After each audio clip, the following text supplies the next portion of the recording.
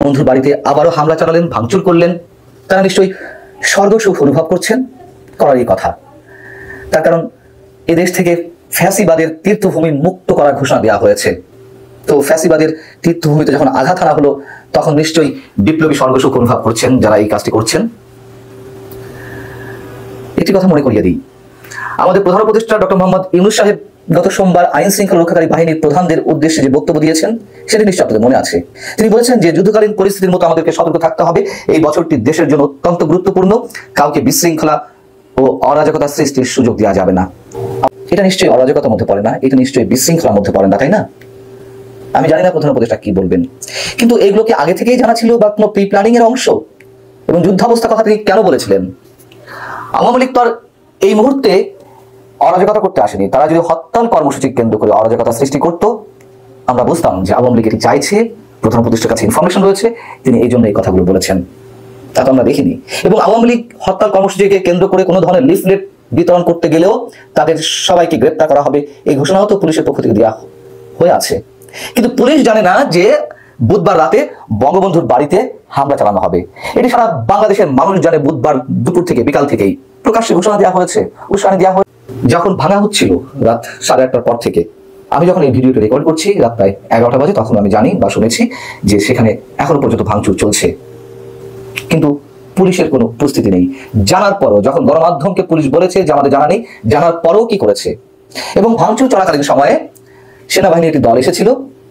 তর্কাতর্কি একটা পর্যায়ে, অপ্রীতিকর একটা পরিস্থিতি সৃষ্টি হওয়ার পর্যায়ে সেনাবাহিনী সেই স্থান ত্যাগ করে। অরাজক পরিস্থিতি কারা করছে এটি মানুষ জানে। এবং আওয়ামী লীগের যে দুঃশাসন, আওয়ামী সরকারের যে ভয়ঙ্কর আচরণ, সেটি সম্বন্ধে আমরা জানি। এবং বলা হচ্ছে যে আওয়ামী লীগ ফ্যাসিবাদ। আওয়ামী লীগ যদি ফ্যাসিবাদ হয়ে তো প্রচার করা হচ্ছে সংস্কারের নামে কোনো ষড়যন্ত্র হচ্ছে কিনা খতিয়ে দেখা দরকার। খুবই স্পষ্ট আমাদের সামনে মোড়া ঝুলিয়ে রাখা হয়েছে। ষড়যন্ত্র তো চলছেই, এবং অনেক আগে থেকেই এই সংস্কার শব্দটা এখন একটা অপশব্দে পরিণত হয়ে গেছে। এত বেশি বিশেষ উদ্দেশ্যে এগুলো প্রচার হচ্ছে। মানুষের কাছে এখন পরিষ্কার যে নির্বাচন আদৌ হবে কিনা সে প্রশ্নটি প্রত্যেকের মুখে।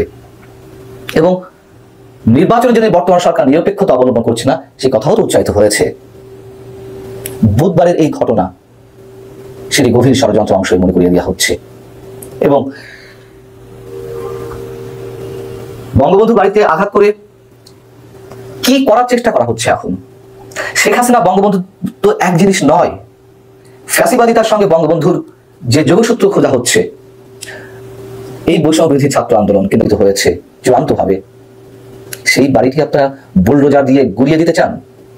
কি করতে চান? ৭১কে মুছে ফেলতে চান? মুছে ফেলা সম্ভব? বঙ্গবন্ধুর স্থাপনায় বঙ্গবন্ধুর ভাস্কর্য গুড়িয়ে দিয়ে বঙ্গবন্ধুকে মুছে ফেলা সম্ভব? 5 আগস্টের পর থেকে মুক্তিযুদ্ধের কত অসংখ্য স্মারক, অসংখ্য ভাস্কর্য গুড়িয়ে দেওয়া হয়েছে, সেগুলো আর রিবিল্ড তো করা হয়নি, পুনঃস্থাপন করা হয়নি। তার মানে কি মুক্তিযুদ্ধের ইতিহাস মুছে যাবে? এটা তো স্পষ্ট কারা খেলছে। সবশেষে একটি কথা মনে করিয়ে দিই, মাঠ তো ফাঁকা। অধ্যত্ত আপনারা প্রকাশ করবেন, করতেই থাকবেন, কিন্তু পরিণতি কি হবে সেটুকু কি আমরা জানি? শেখ হাসিনার উদ্দেশ্যেও আমরা অসংখ্যবার এরকম সতর্কবাণী উচ্চারণ করেছি, পরিণতি আমরা দেখেছি। এখন যা কিছু ঘটছে তার পরিণতি কি হবে? এই প্রশ্নটি কি একবারের জন্য নিজেদের মনে উকি দেয় না?